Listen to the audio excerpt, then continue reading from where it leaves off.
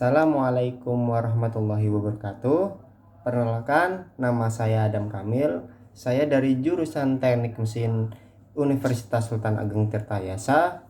Dengan ini saya ingin menjelaskan video presentasi seminar proposal, yaitu tentang materi uji performance kapasitas mesin pencacah plastik terhadap cacahan limbah plastik. Selanjutnya saya akan menjelaskan tahapan-tahapan penjelasan video seminar ini. Yang pertama yaitu bab 1 pendahuluan, yaitu tentang latar belakang, rumusan masalah, tujuan penelitian, batasan masalah, serta manfaat penelitian. Yang kedua adalah bab 2 tinjauan pustaka, yaitu tentang mesin pencacah plastik dan jenis-jenisnya. Yang kedua adalah bab 3 atau metodologi penelitian. Saya akan menjelaskan tentang diagram alir penelitian, penjelasan diagram alir, metodologi penelitian, serta jadwal penelitian.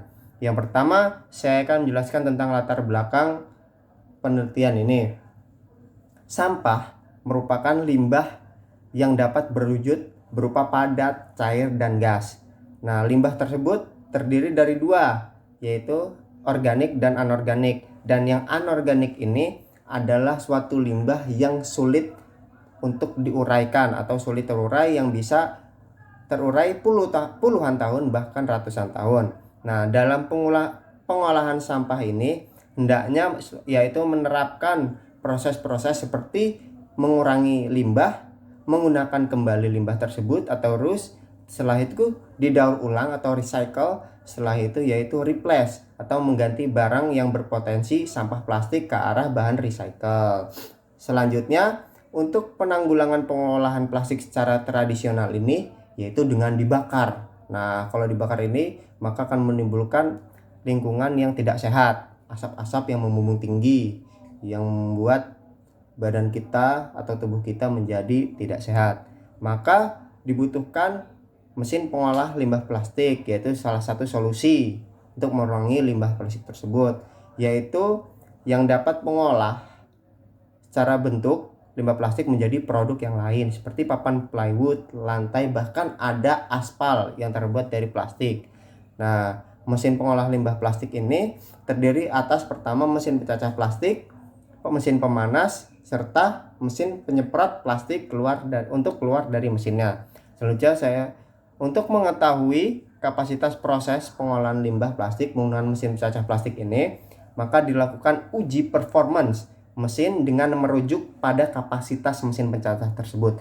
Dan pengujian ini dilakukan dengan memvariasikan berat masuk limbah plastik dan jenis-jenis plastik sehingga didapatkan kemampuan maksimal dari mesin plastik yang dibuat. Selanjutnya yaitu rumusan masalah.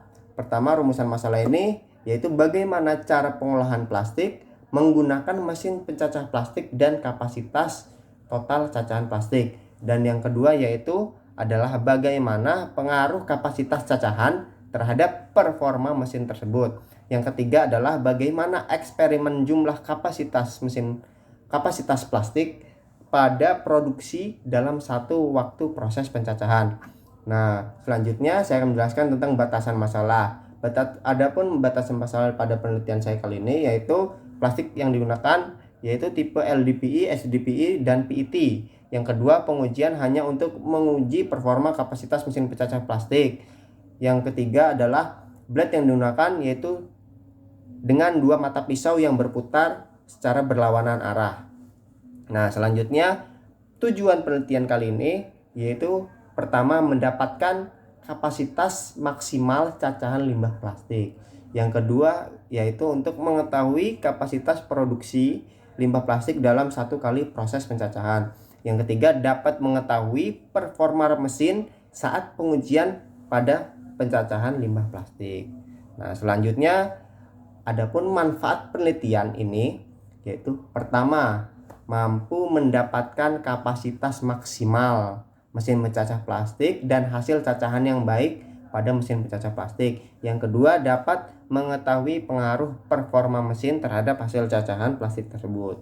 Nah, selanjutnya yaitu saya akan menjelaskan tentang bab 2 tentang tinjauan pustaka. Yang pertama saya akan menjelaskan tentang mesin pencacah plastik. Nah, mesin pencacah plastik ini yaitu adalah suatu alat yang dibuat untuk menghasilkan cacahan dari limbah plastik menjadi serpihan atau butiran kecil dengan ukuran tertentu supaya dapat digunakan lagi untuk didaur ulang menjadi bahan baku plastik yang lain.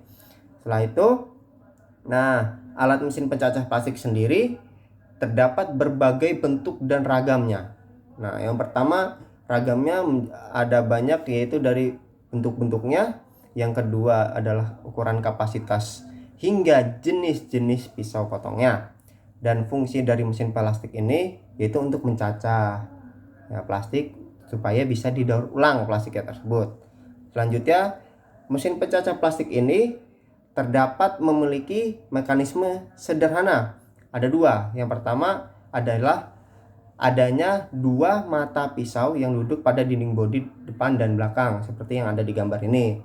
Yang ketiga adalah adanya 3 pisau yang menempel pada poros. Nah, 2 bodi dan belakang, yang ketiga, yang pisau ketiga ini pada poros, di mana poros akan berputar dengan bantuan motor listrik, di mana dayanya menggunakan puli dan sabuk V-belt.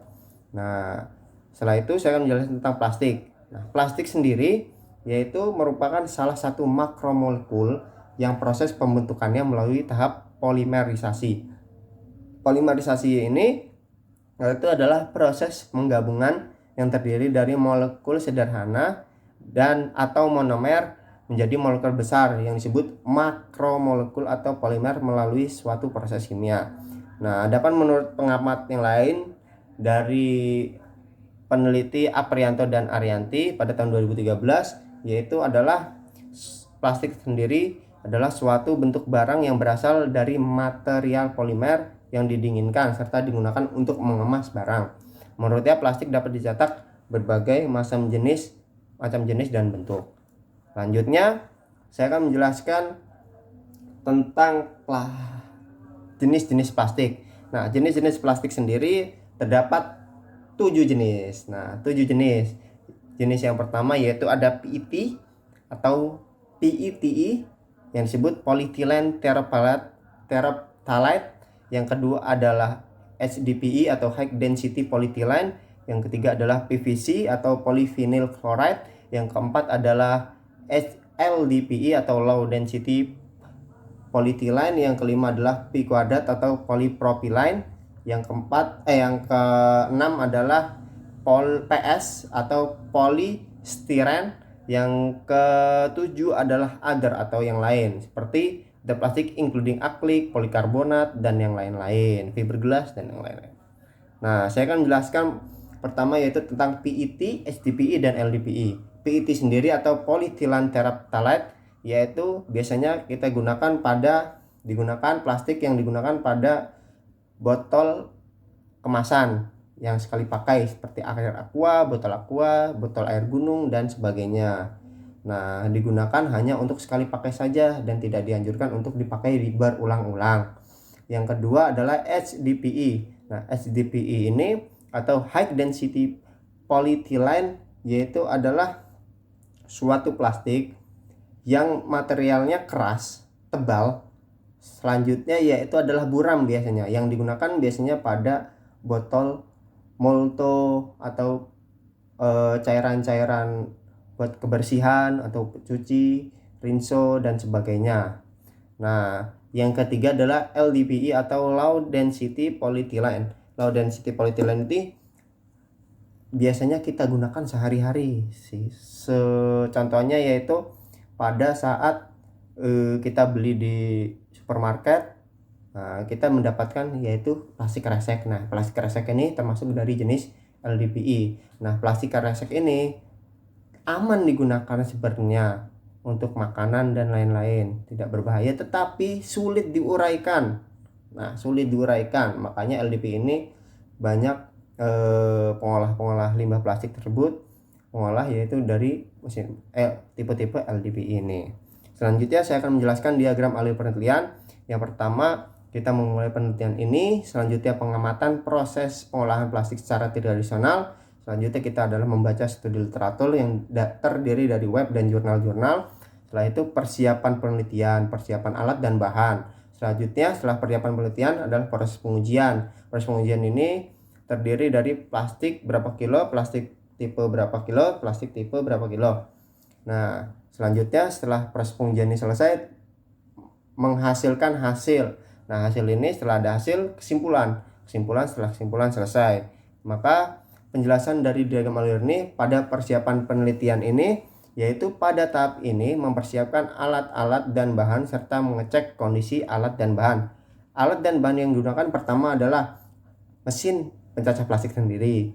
Yang kedua adalah limbah plastik jenis LDPE, HDPE, PET dan ukuran segini dan berat segini. Yang ketiga adalah timbangan, yang keempat adalah stopwatch, yang kelima adalah voltmeter. Selanjutnya proses pengujian. Proses pengujian ini terdiri yang pertama yaitu menghidupkan dan memanaskan mesin pencacah plastik selama setengah jam atau 30 menit. Setelah itu memilih dan menimbang berat limbah plastik yang akan dicacah. Selanjutnya memasukkan limbah plastik tersebut ke dalam mesin pencacah plastik yang sudah dinyalakan. Setelah itu mengukur tegangan pada saat mesin pencacah plastik melakukan proses pemotongan limbah plastik. Selanjutnya mengukur lamanya waktu proses pemotongan atau pencacahan limbah plastik. Setelah itu mengukur berat hasil proses pemotongan limbah plastik. Selanjutnya yaitu melakukan pengulangan pengujian dengan variasi beban yang berbeda-beda pada plastik tersebut. Nah, selanjutnya metode penelitian yang saya gunakan yaitu adalah metode eksperimen. Nah, selanjutnya alat dan bahan timbangan seperti sudah saya jelaskan tadi sebelumnya.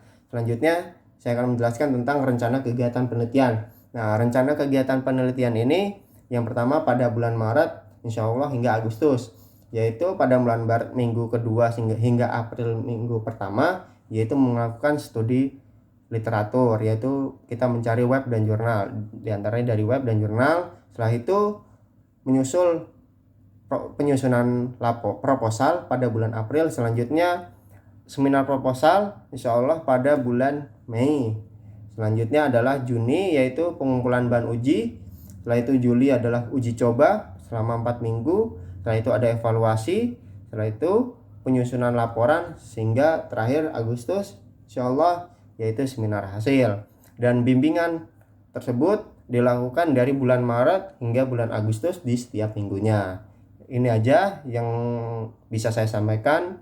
Kurang lebih mohon maaf apabila terjadi kesalahan dalam kata-kata. Wabillahi taufiq wa hidayah. Wassalamualaikum warahmatullahi wabarakatuh.